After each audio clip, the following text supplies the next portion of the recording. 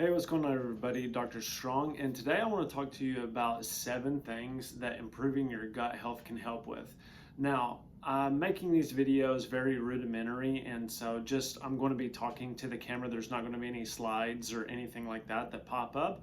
But when we're talking about gut health, we are talking about making the whole body healthier overall. And today there are some common side effects or symptoms that people see when they have poor gut health. And you may not be aware that your gut could be affecting these issues that you commonly experience. So the 7 things are brain fog, weight gain, absorption of vitamins and minerals, joint pain, neuropathy, autoimmune issues, and hormones. And in this video, we're going to be exploring how improving your gut health can actually help with those types of issues. So let's go ahead and dive into it. If you haven't already, please like and subscribe to my channel so you get more videos like this, more information. And my mission is to help as many people as possible when it comes to reversing chronic health conditions. And there are some very simple ways that you can do it. It's no magic pill by any means, but we have really great success in helping people do so. So the first one is brain fog. And to understand why people with poor gut health have brain fog, if you understand that the lining and the barriers in your gut are made up of the same cells as in your brain, then a lot of the times, if you're familiar with leaky gut, then what happens is that you get leaky brain. So due to high amounts of stress, high cortisol over the years, improper diet, chronic inflammation, then what happens is you get the barriers in the gut and also in the brain, they become leaky. So then viruses, bacteria, proteins get into those areas where they're not supposed to be, and you get this immune response leading to an autoimmune issue. And so a lot of people don't understand that. So one of the first things to address, if you have like cloudy thinking, brain fog, if you have memory issues, address the gut health first. That's always your first stepping stone when it comes to reversing any type of brain inflammation, preventing any type of these chronic diseases like dementia, Alzheimer's, those sorts of things. If you want to learn more about leaky gut and gut health, I have videos that you can go check out that break down how leaky gut happens, the causes and common symptoms and side effects, and also how to correct it as well. So that is brain fog. Now the next one is weight loss. So when it comes to weight loss, some people have anywhere between 15 to 20 pounds of toxic poop in them. And if your bowels aren't moving, if you have constipation, or if you have alternating diarrhea and constipation, then that can indicate that you have a bad gut microbiome or a bad digestive system. Typically, we see patients lose anywhere between 15 to 20 pounds in the first 2 to 3 months by resetting their gut microbiome and healing up their gut and, getting everything in there appropriate where they're absorbing vitamins and minerals. And with that, like I said, the analogy that I use is if you're producing 3 bags of trash every day, but you're only taking out 1, eventually you're going to have a buildup and you're going to get this toxic sludge in your body. And that can lead to leaky gut, dysbiosis, autoimmune issues, all of those. So I see it all the time. People start having better bowel movements and then they start feeling better and they essentially reverse their autoimmune issue or their chronic condition. Now, the next one is absorption of vitamins and minerals, and this goes along with weight loss because our diets today are so poor in nutrient value, that looks like vitamins and minerals, that they're not getting everything that you need, so you stay hungry all the time. So you're constantly eating, trying to get more vitamins and minerals, but it never fixes the problem because the food quality is so poor.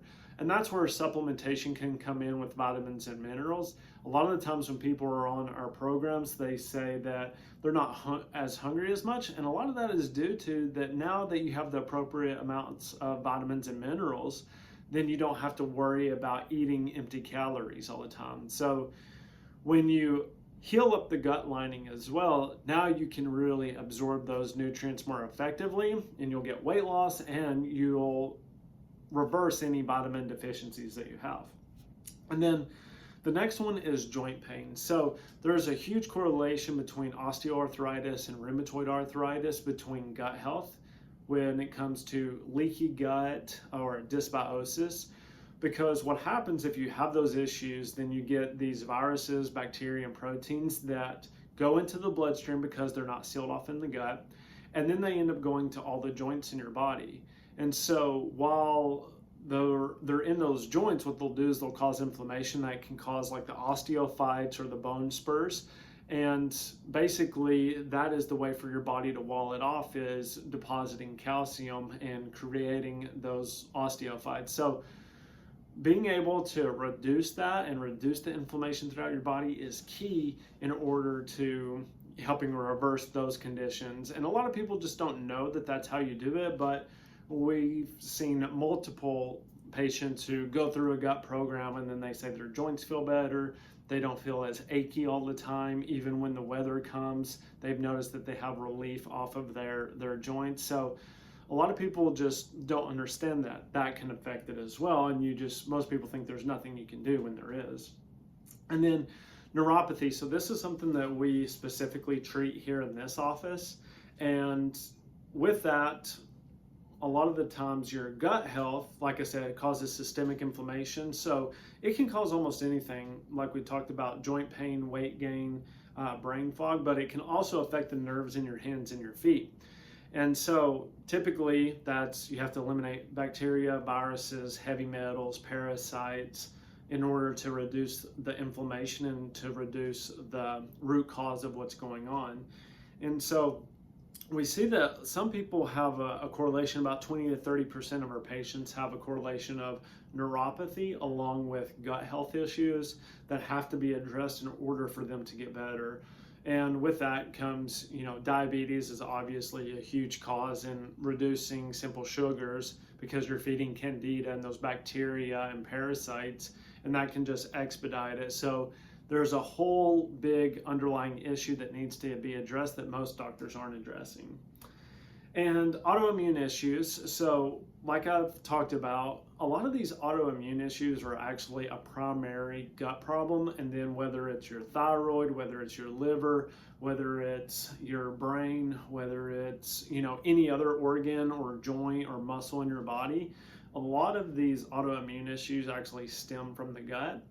And there's no medications or surgeries that fix that. You have to do it through dietary means and supplementation in order to seal up the gut so you can eliminate and have the natural process of getting rid of any type of inflammatory or pathogen in your body. So your body has the ability to do that. You just need to help it function and not put more burden on it. So we see reversal of multiple sclerosis all the time. We see thyroids get better. We see diabetes get better. We see a lot of different things get better, just depending on how far gone the patient is, depends on how much recovery they can get. And then one that I specifically, when I'm working especially with women who have postmenopausal issues, or they have hot flashes all the time, maybe they have excess weight gain and their doctor's putting them on synthetic hormones or anything like that, your hormones tie directly into your gut health, especially when you're talking about liver detoxification processes, because the biotransformation of all of your hormones occurs in the liver, phase 1 and phase 2.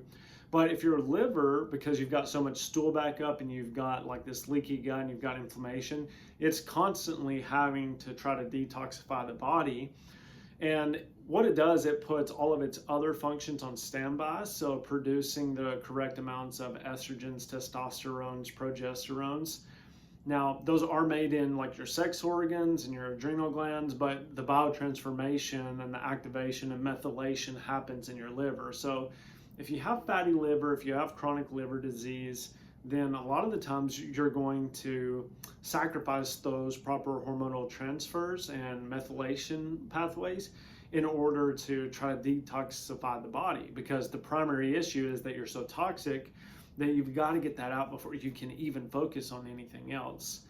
So starting with that is always a good place to go. Now, we have different resources below in the description, so if you want to check those out, you definitely can. And if you have any questions, please just comment below. Like and share this with your family or friends or anybody who you know may be struggling. Go check out our website so you can see kind of the different things that we do. But like I said, my mission is to help as many people as possible overcome their chronic conditions and to hopefully educate them so that they can, get out of the medical cycle of all this stuff that just isn't working and is making you worse. So thank you for watching. Hope you all have a great day. And any questions, please just comment below, and I'll see you all next time. Bye.